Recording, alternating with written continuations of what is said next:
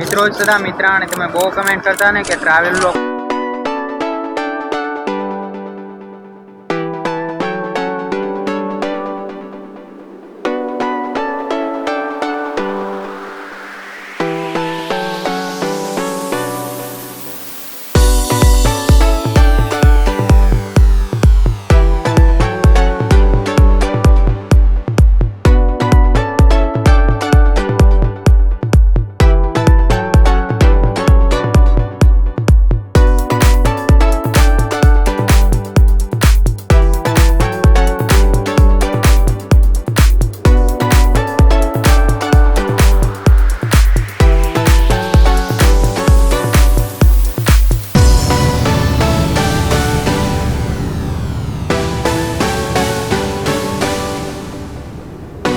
કાઠિયાવાડીમાં ઊંટ ગાડી હાંડિયા ગાડી પણ કહી શકો છો. હું તો હાંડિયા ગાડી જ બોલું છું. ઊંટ ગાડી તો આવડે ના, હાંડિયા ગાડી જ કહેવાનું આપણે.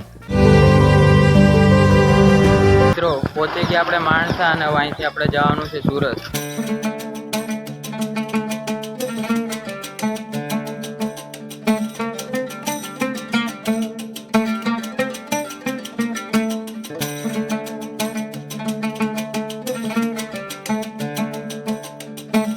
મિત્રો 2 કલાક માણસાના બસ સ્ટેશનમાં બેઠા પછી આપણને અમદાવાદ વાળી બસ મળી, એ બી લોકલ ને એક્સપ્રેસ મળી છે.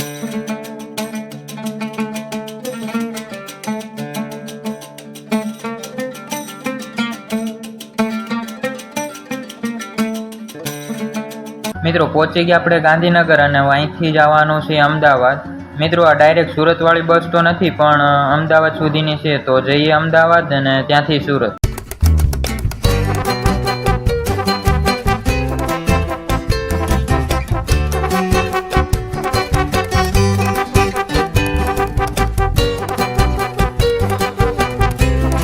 મિત્રો પહોંચી ગયા અમદાવાદમાં રાણી બસ સ્ટેશન.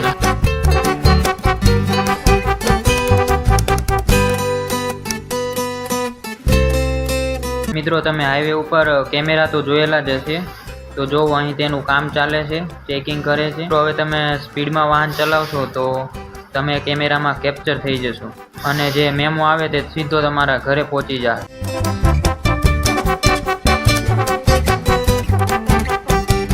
મિત્રો પહોંચી ગયા અમદાવાદમાં ગીતા મંદિર વાળા બસ સ્ટેશન.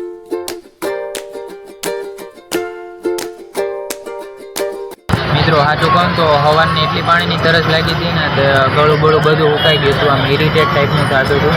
તો ભાઈ તમે બહાર નીકળો ત્યારે આના પાણીની બોટલ જરૂર જોડે રાખજો. એક નાની બોટલ પણ પાણીની બોટલ એક જરૂર જોડે રાખજો.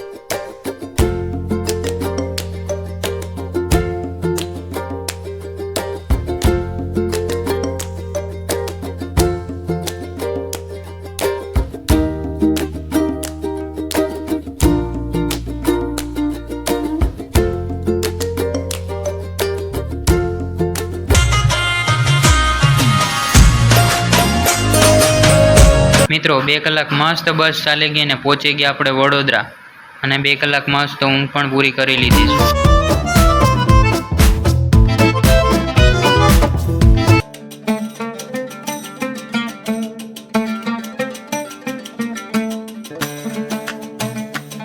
મિત્રો પડી ગયો છે અડધી કલાકનો મોટો હોલ્ટ અને બસ ઊભી રહી ગઈ છે અને અહીંથી આપણે ફ્રેશ થવાનું. અહીં આપણે ફ્રેશ થઈ જાય, મોટું મોટું બધું ધોઈ નાખી.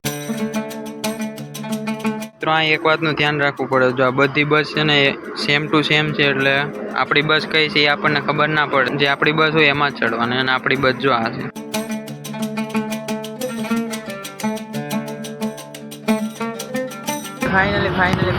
ફાઇનલી સુરતમાં એન્ટર થઈ ગયા.